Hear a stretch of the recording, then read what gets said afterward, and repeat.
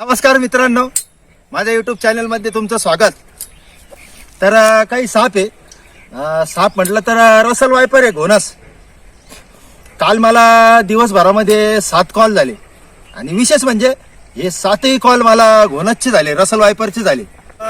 त्यामधले तीन मला वाटतं 3 साप मी त्यात जंगलात रिलीज केले आणि आज सकाळी त्यांना रिलीज करण्यासाठी आलोय. तर हे 4 रसल वायपर जातीचे साप ते आपण रिलीज करण्यासाठी या जंगलामध्ये आलो. इकडं जंगल आहे, पलीकडून नदी पण आहे आणि चांगली जागा आहे त्यांना रिलीज करण्यासाठी. आणि आता प्रत्येकाने काळजी घ्यायला पाहिजे. नवीन जे सर्पमित्र असतील, घोणस सापाला हँडल करता वेळेस हुकचा किंवा आपल्या टॉंगचा वापर करत जा. काही कमीपणा समजू नका. आपला जीव वाचला, आपल्या मागं फॅमिली असते, प्रत्येकाच्या मागे फॅमिली आहे.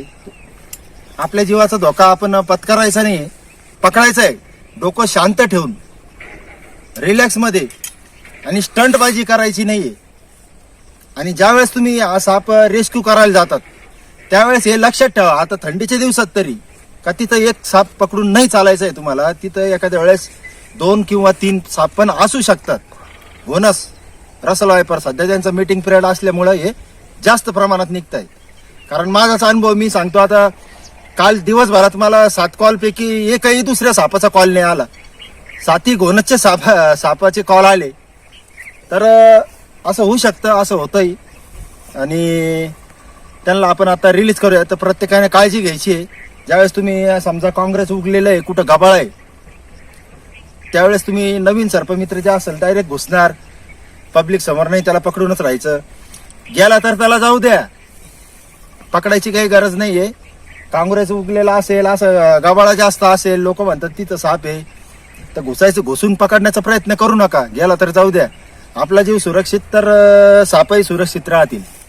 घुसलात तर तिथं ज्यावेळेस तुम्ही पकडता तर आजूबाजूला चेक करायचंय, तुम्हाला हे वाजवायचंय का आजूबाजूला चेक करूनच तुम्हाला पाय टाकायचंय, हे पण लक्षात ठेवा. कारण तिथं 2 किंवा 3 साप पण असू शकतात.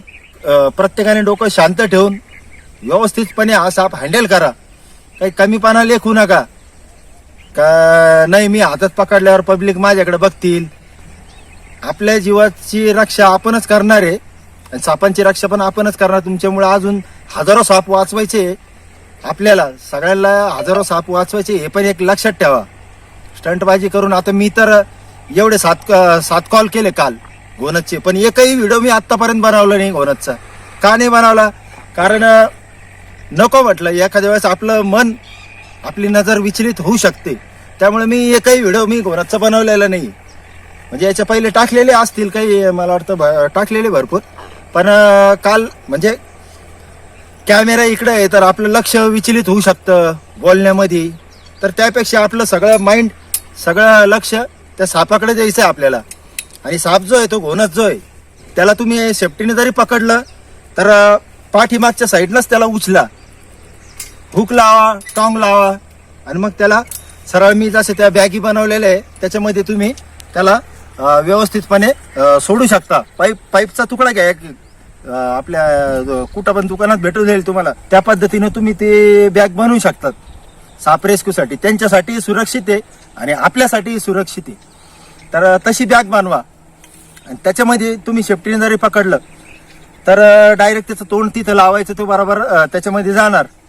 आणि ज्यावेळेस तुम्ही घोणसला पकडतात तर साईडनं समजा अशी क्रॉस बघती, ती चालली क्रॉस बघती तर ती तुमच्यावर झाप मारणार, तुमच्यावर जम्प करणार, हे लक्षात ठेवा.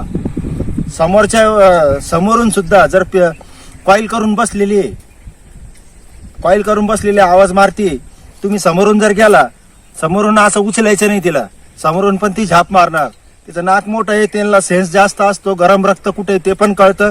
आता हे जरी पकडलं तर ती इथं हातावर पण चावू शकते. जसं आपला कर्नाटकचे सर्पमित्र राजाक शाह सोबत जे घडलेलं आहे तुम्ही बघितलं प्रत्येकाने.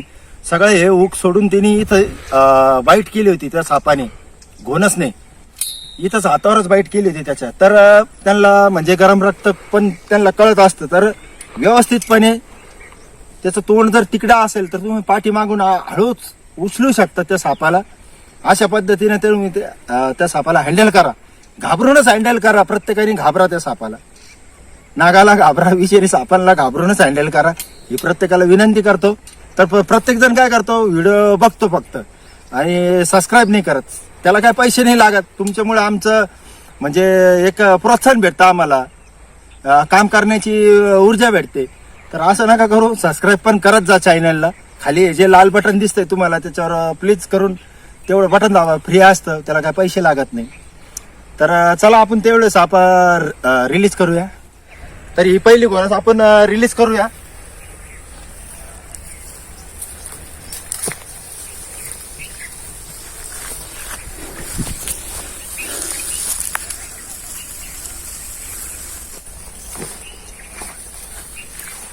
तो जवळून मग तो जवळून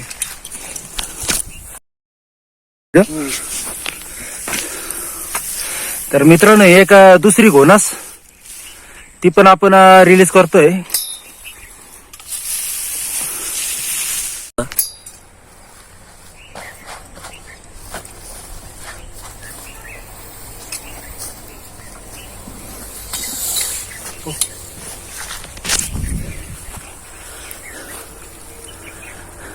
मित्रांनो ही तिसरी रसल वायपर घोणस पण रिलीज केली.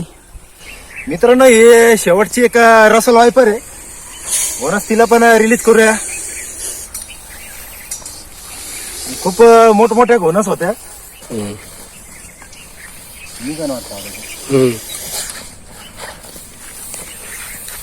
जवळून मारतो.